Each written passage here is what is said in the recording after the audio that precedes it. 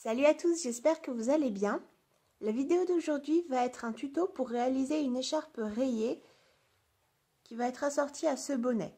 Ce bonnet-là, vous l'avez peut-être déjà vu dans une de mes vidéos. J'ai posté une time-lapse il n'y a pas longtemps sur ma chaîne. Je vous mettrai le lien en description. Je vais réaliser l'écharpe au tricot, donc c'est nécessaire d'avoir au moins les bases en tricot, mais c'est vraiment très simple. De toute manière, vous ne verrez pas de tuto compliqué au tricot sur ma chaîne, puisque les créations plus compliquées que je fais au tricot, je les vends. Donc je ne vais pas vous montrer des tutos sur ce que je vends. Pour commencer, je vais prendre la première couleur. Là, je vais commencer avec du blanc, mais j'aurais pu commencer avec n'importe quelle couleur. Vous n'êtes bien évidemment pas obligé de prendre les mêmes couleurs que ce que je vais utiliser. Et cette écharpe, je vais la faire avec des aiguilles de 4 mm. Donc je vais monter 5 mailles.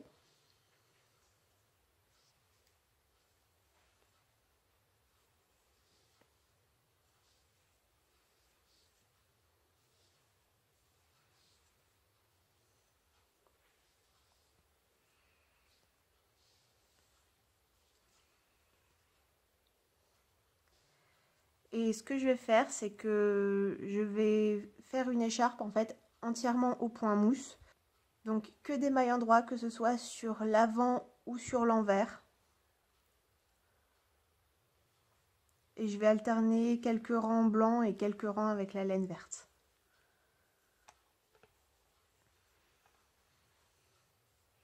Donc je fais le premier rang avec des mailles endroits.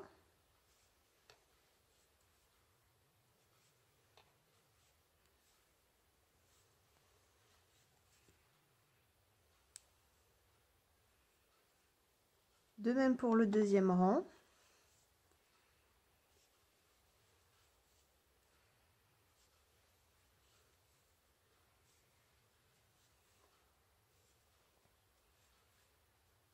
Et je vais continuer à faire des rangs comme ça, que des mailles endroits. Là, je vais refaire 6 rangs pour en avoir 8 au total.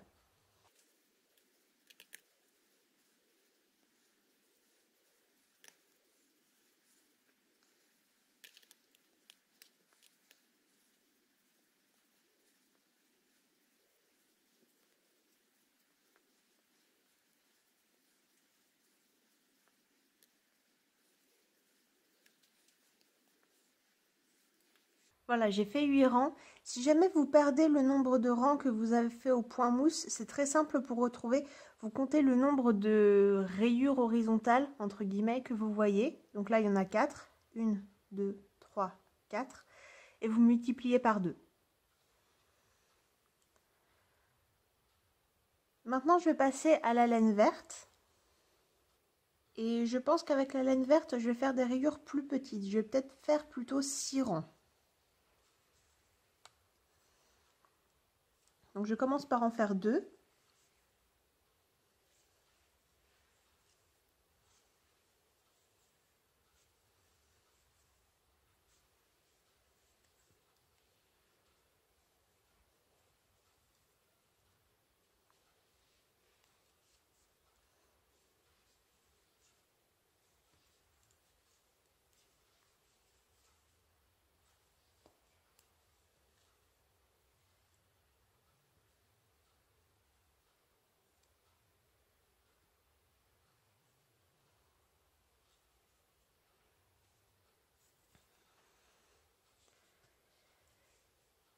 Une fois que j'ai fait ces 2 rangs, je vais bien sûr continuer avec la laine verte.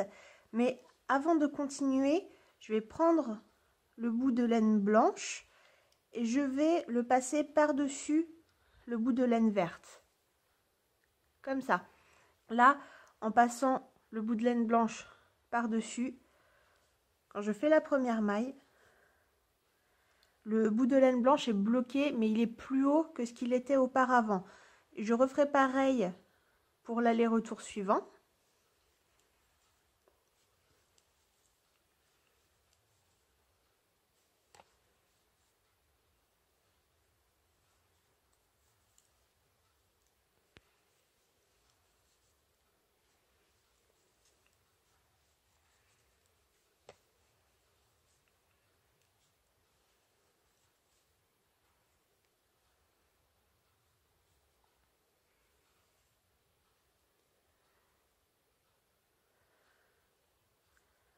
Donc là de même, je prends la laine blanche, je la passe par-dessus le fil vert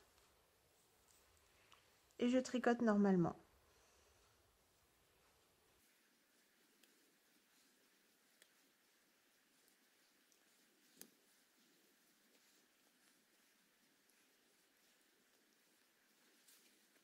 Et là, au bout de 6 rangs en vert, je vais de nouveau prendre la laine blanche. Et là, du coup, comme j'ai fait passer la laine à chaque fois au bout du rang, ça évite d'avoir à la couper là et à la remettre là. Puisque là, elle est déjà au bon niveau. Alors, effectivement, quand il y a un changement de couleur comme ça se voit sur le côté. Mais ça évite d'avoir plein de fils de partout à rentrer après.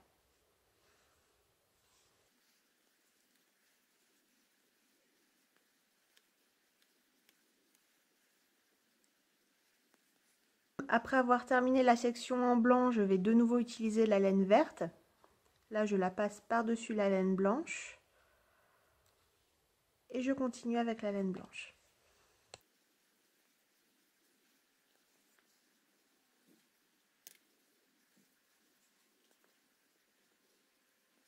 Évidemment, si à chaque fin de section de couleur, vous préférez couper la laine et puis la remettre à chaque début de section de couleur, vous pouvez si c'est ce que vous préférez.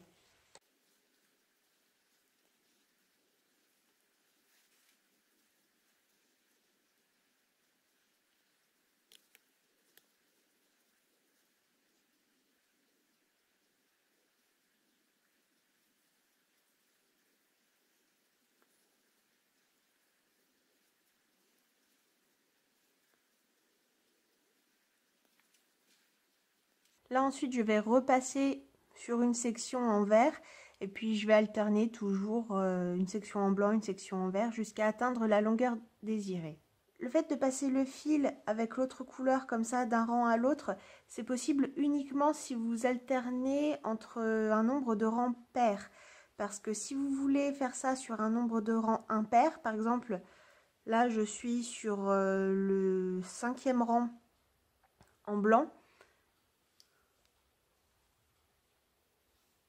Si je voulais passer avec le fil vert à ce moment-là, je ne pourrais pas le passer là sans le couper puisque ça le ferait passer complètement derrière comme ça. Je ne sais pas si c'est clair ce que je dis.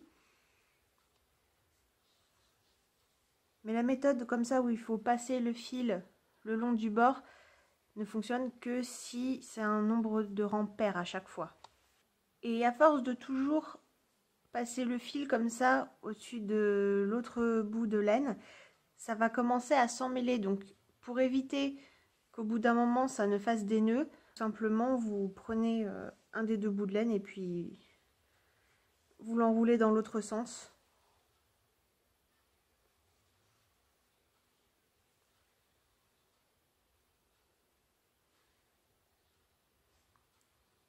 Comme ça permet de défaire les deux fils qui sont emmêlés ensemble. Enfin, c'est pas emmêlé, mais ça permet de bien les séparer pour éviter que ça ne s'en mêle après. Là, il y a peu de risques que ça s'en mêle étant donné le type de laine que c'est. Mais si vous faites ça par exemple avec une laine fantaisie ou une laine mohair, c'est très compliqué de les séparer si ça commence à s'en mêler. Et accessoirement, ce sera plus facile à manier si c'est bien séparé comme ça. Vous pouvez le faire au fur et à mesure à chaque rang. Donc là, si je passe le fil comme ça, je peux prendre la pelote de laine, la passer autour. Comme ça évite que ça s'en mêle au fur et à mesure.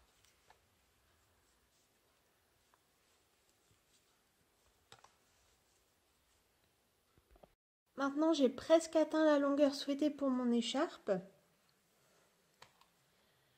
Donc, je vais couper la laine verte, comme je ne vais plus m'en servir.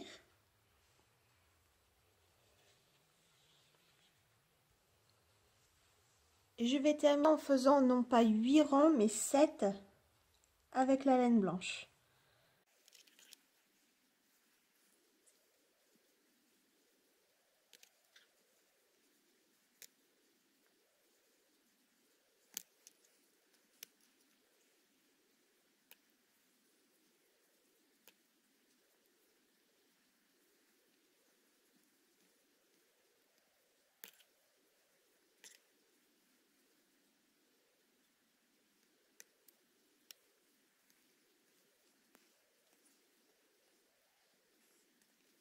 j'ai fait 7 rangs avec la laine blanche.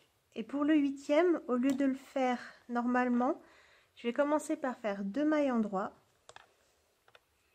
Et puis, je vais commencer à rabattre les mailles. Donc, je rabats une maille, j'en retricote une, je la rabats, j'en tricote une, je rabats jusqu'à la fin du rang.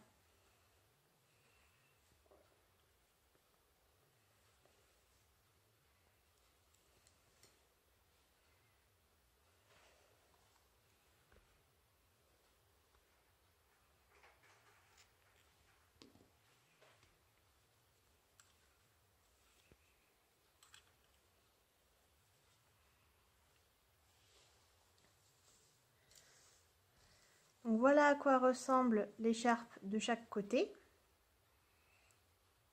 Alors je préfère le côté là, donc pour les fils je vais les rentrer du côté là. Pour rentrer les fils, je sais qu'il y a certaines personnes qui juste font passer le fil dans quelques mailles et puis le coupent. Pour ma part, je préfère faire un nœud avant de couper le fil. Alors certes, le fait qu'il y a un nœud, c'est moins joli, ça se voit plus, mais au moins c'est solide.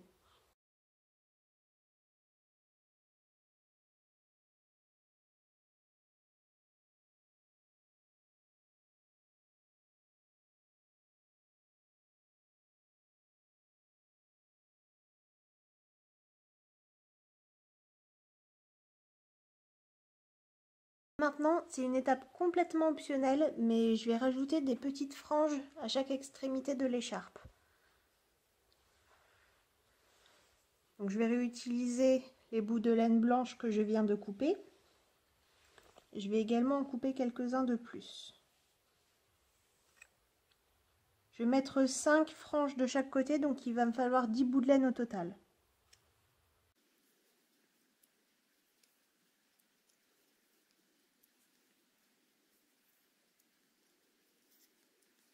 J'essaye de faire en sorte qu'ils soient tous plus ou moins à la même taille, mais c'est pas très important s'ils font pas tous la même longueur. Puisqu'une fois que ça sera attaché à l'écharpe, j'irai couper pour que ça soit égal.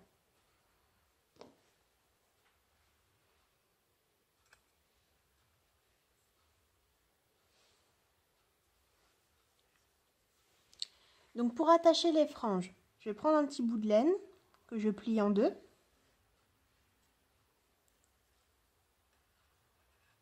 Je mets les deux extrémités de ce petit bout de laine dans l'aiguille. Je pique dans une des mailles au bord de l'écharpe et je passe l'aiguille dans la boucle. Et ensuite, il suffit de tirer et ça fait une première frange.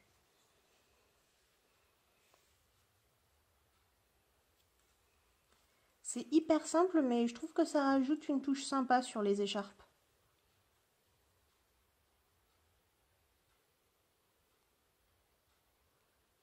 Et quand j'en mets 5, pour que ça soit bien espacé, j'en mets déjà une à chaque extrémité.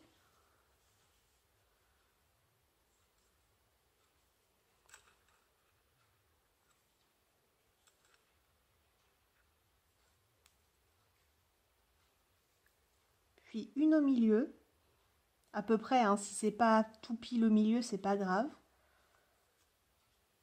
Ensuite, une de chaque côté, enfin une dans chaque espace.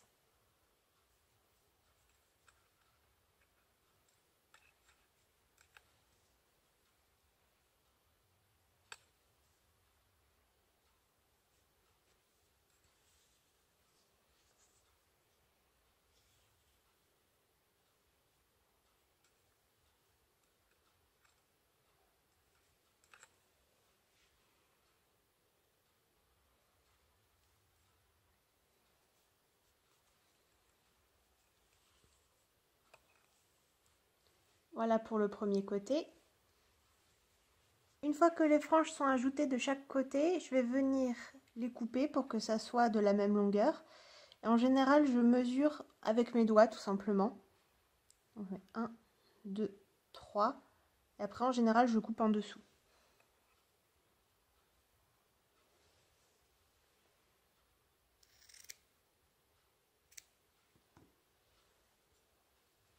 Je fais pareil de l'autre côté. 1, 2, 3. Alors, vous pouvez faire plus long, moins long, c'est comme vous voulez. Et voilà, l'écharpe est terminée. Donc c'est une écharpe que j'ai faite pour être assortie au bonnet. C'est pas un ensemble que je vais mettre en vente.